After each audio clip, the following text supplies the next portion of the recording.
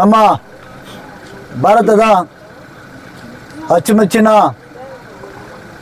ನೆಚ್ಚಿನ ಪ್ರಧಾನಮಂತ್ರಿಗಳಾದಂಥ ಶ್ರೀಯುತ ನರೇಂದ್ರ ಮೋದಿಜಿಯವರ 75ನೇ ಹುಟ್ಟುಹಬ್ಬವನ್ನು ಇಂದಿನ ನಮ್ಮ ದೇಶಾದ್ಯಂತ ಎಲ್ಲ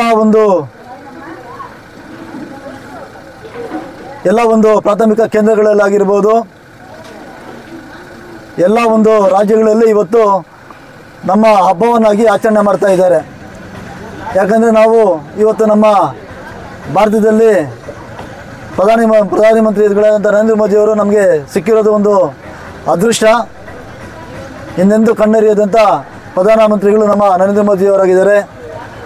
ಅವರು ಮಾಡಿರುವಂಥ ಅನೇಕ ಕಾರ್ಯಕ್ರಮಗಳು ಇವತ್ತು ಜನಜಾಗೀರಾಗಿದೆ. ಪ್ರತಿಯೊಂದು ಬಡವನು ಕೂಡ ಇವತ್ತು ಅವರು ಮಾಡಿರುವ ಕಾರ್ಯಕ್ರಮಗಳು ಮುಟ್ತಾ ಇದೆ.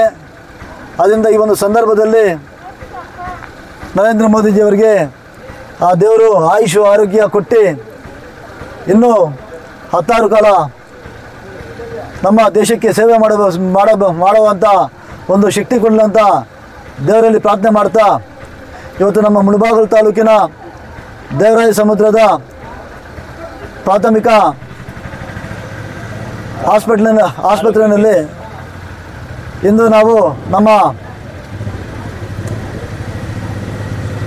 ಗ್ರಾಮಾಂತರ ಅಧ್ಯಕ್ಷರಾದಂಥ ಸುರೇಶ್ ಅವರು ಇರ್ಬೋದು, ಉಪಾಧ್ಯಕ್ಷರಾದಂಥ ಪ್ರಕಾಶ್ ರೆಡ್ಡಿ ಅವರು ಇರ್ಬೋದು, ಪ್ರಧಾನ ಕಾರ್ಯದರ್ಶಿಗಳಂತ ನಮ್ಮ ಸೋಮು ಅವರು ಇರ್ಬೋದು, ನಮ್ಮ ಮಂಜು ಅವರು ಇರ್ಬೋದು, ನಮ್ಮ ನಾಗರಾಜು, ನಮ್ಮ ಯುವ ಮೋರ್ಚಾ ಅಧ್ಯಕ್ಷರಾದಂಥ ಚರಣ್ ಇರ್ಬೋದು, ನಮ್ಮ ಯುವ ಮೋರ್ಚಾ ಉಪಾಧ್ಯಕ್ಷರಾದಂಥ ಜನ ಇರ್ಬೋದು, ಲಕ್ಷ್ಮೀನಾರಾಯಣ ಶೆಟ್ಟಿ ರೈತ ಮೋರ್ಚಾ ಅಧ್ಯಕ್ಷರಾದಂಥ ಲಕ್ಷ್ಮೀನಾರಾಯಣ ಅವರು ಇರ್ಬೋದು, ಮತ್ತು ನಮ್ಮ ಹನುಮನಹಳ್ಳಿ ನಾಗೇಶಣ್ಣ ಇರ್ಬೋದು, ಹಾಗೂ ಉಪಾಧ್ಯಕ್ಷರಾದಂಥ ನಮ್ಮ ಸೀನಣ್ಣ ಇರ್ಬೋದು, ಹಾಗೂ ನಮ್ಮ ಈಗಿನ ನಮ್ಮ ಮಾರೇಗೌಡ ಇರ್ಬೋದು, ಹಾಗೂ ನಾಗರಾಜ್ ಇರ್ಬೋದು, ಮತ್ತು ನಮ್ಮ ಈ ಭಾಗದ ಮುಖಂಡರಾದಂಥ ಮೇಘನಾಥಣ್ಣವರಾಗಿರ್ಬೋದು.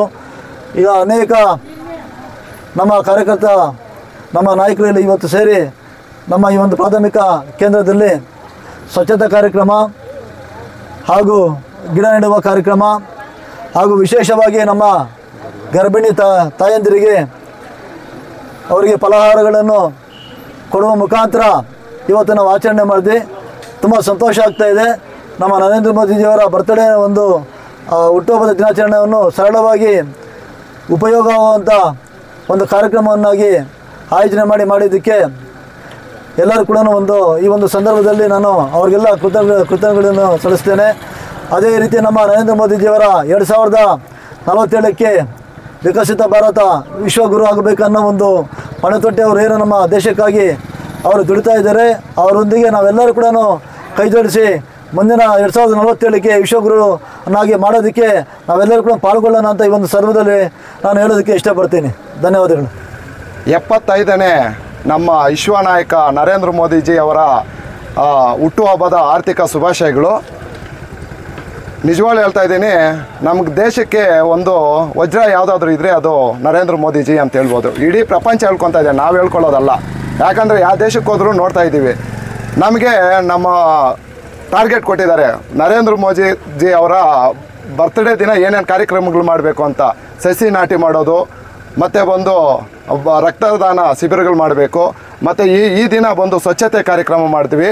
ಮತ್ತು ನಮ್ಮ ಹೆಣ್ಮಕ್ಳಿಗೆ ತಾಯಂದಿರಿಗೆ ನಮ್ಮ ಕೈಯಲ್ಲಾದದ್ದು ನಮ್ಮ ನರೇಂದ್ರ ಮೋದಿಜಿ ಅವರ ಹುಟ್ಟುಹಬ್ಬಕ್ಕೆ ನಾವು ಪ್ರೀತಿಯಿಂದ ನಾವು ಕೊಟ್ಟಿದ್ದೀವಿ.